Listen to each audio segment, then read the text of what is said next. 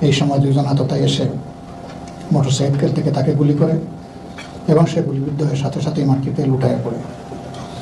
Dhaka medical কলেজে নেওয়া হয়। জরুরি ভিত্তিতে তার ব্রেইনে অস্ত্রোপচারও করা হয়, গুলিটা বের করা সম্ভব হয়নি। এরপরে বেটার চিকিৎসার জন্য তাকে রাজধানীর এভার কেয়ার হসপিটালে নেওয়া হয়েছিল। সেখান থেকেও তার স্বাস্থ্যের দ্রুত অবনতি হওয়ার কারণে দেশের বাইরে সিঙ্গাপুরে নিয়ে যাওয়া হয়।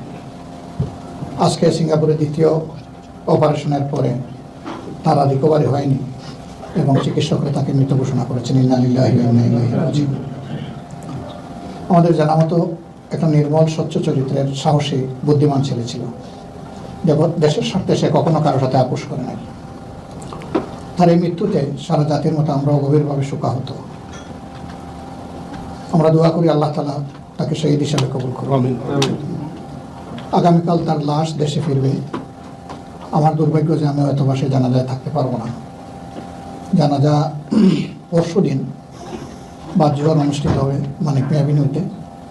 তারপরে সংসদ প্লাজার পাশেই যেখানে আরও কিছু গুরুত্বপূর্ণ ব্যক্তিকে দাফন করা হয়েছে তাকে ওখানে দাফন করার আপাতত সিদ্ধান্ত আছে।